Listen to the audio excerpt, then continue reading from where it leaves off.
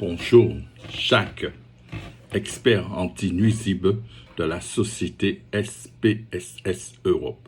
Aujourd'hui, je vais vous parler de la dératisation.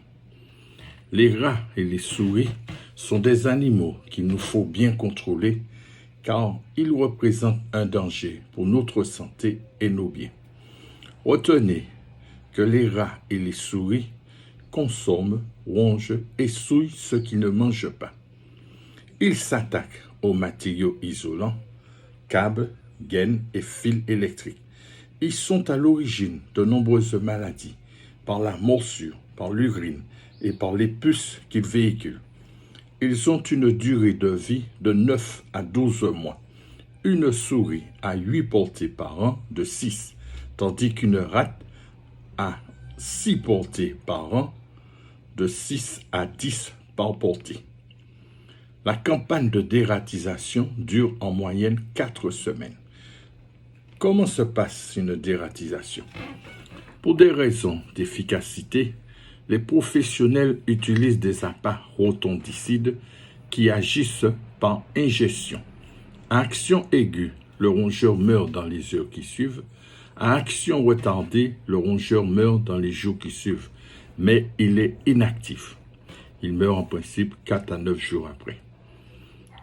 L'action retardée est la meilleure car il n'y a aucune méfiance des autres congénères. Prenons le cas des rats. Il existe une hiérarchie. Des éclaireurs, plus précisément les dominés, sortent les premiers.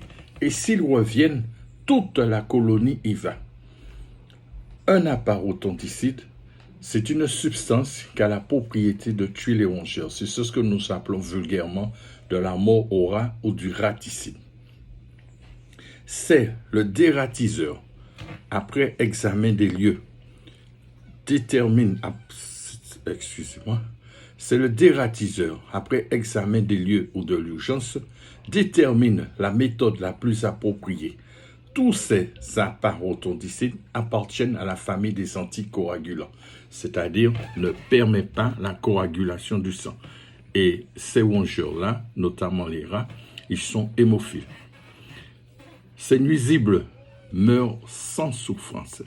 La reconnaissance des lieux permet d'élaborer un plan d'action. Le dératiseur examinera les traces de passage, la taille des crottes et l'étendue des dégâts et la source d'infestation. La source d'infestation est très importante car les rongeurs ne nichent pas obligatoirement là où sont constatés les dégâts. Après ce diagnostic, le dératiseur choisira une substance active spécifique ou non, ou une préparation adéquate, déterminera la quantité de rotondicide ainsi que l'emplacement. Les appâts ne seront jamais posés directement sur le sol, mais dans des postes d'appâtage qui les protègent de l'humidité de la poussière et surtout de prévenir des dégâts collatéraux. Ces postes sont sécurisés. Le dératiseur vérifiera tous les jours ces postes. Les premières mortalités auront lieu plusieurs jours après la pose des appâts. L'élimination de la population des rongeurs sera significative en plusieurs semaines. Ce temps est nécessaire pour permettre à tous les individus de consommer les appâts. Ne jamais toucher ou déplacer ces postes. L'opération sera mise en échec. Une campagne de dératisation annuelle obligatoire est annoncée par le préfet. Volontairement, je n'ai pas donné plus de détails. N'essayez pas de dératiser vous-même malgré la vente libre de certains raticides amateurs. Outre les risques de pollution et d'empoisonnement, les rongeurs peuvent développer une résistance à ces produits. Soyez prudents. Les rongeurs vont partout, même dans la cuvette des WC, et sont agressifs parfois. À bientôt. Bon voilà, je vous ai dit au revoir tout à l'heure, mais j'ai oublié de vous montrer les postes d'appâtage.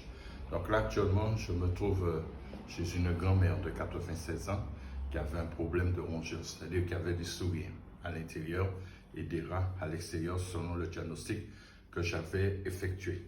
Donc aujourd'hui, là je vous montre un poste d'appâtage pour les souris. Je le récupère Dans cette maison, il y a 2 petits chiens chihuahuas. Et vous verrez que même s'ils approchent dessus, à aucun moment, ils ne peuvent consommer la pâte qui est à l'intérieur. Donc sur le poste d'appâtage sur la boîte, il y a toutes les informations du produit que j'ai utilisé. Je vais ouvrir avec la clé. Voilà. Donc, voici l'intérieur de la boîte. La pâte n'a pas été consommée parce que nous étions déjà à la dernière semaine. Ça veut dire que les 3 premières semaines, quand ils ont été consommés, j'ai remis encore pour la 4e semaine. Et vu qu'ils ne sont plus présents, la pâte est restée intacte. Donc c'est quelque chose que je vais devoir détruire. On ne peut pas le laisser là pour ne pas détruire ou tuer d'autres animaux qui ne sont pas concernés. Là, je me situe dans le jardin où j'avais également mis des postes à l'extérieur pour les rats. Donc c'est pareil, nous sommes sur la 4e semaine aussi. Je vais ouvrir le poste pour voir.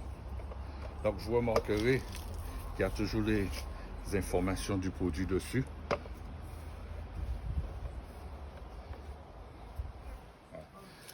Ah, par contre là, les appâts ont été consommés sur les 4 semaines. Ce qui veut dire qu'à l'intérieur de la maison, il n'y a plus de danger, mais à l'extérieur, il y a toujours des rongeurs. Donc je suis obligé de renouveler la pâte là-dedans et de le replacer. Tous les postes d'appâtage qui sont à l'extérieur sont signalés 2 fois. D'abord par l'étiquette qui est sur le poste, puis sous un piquet, de façon à ce qu'il soit visible par tout le monde.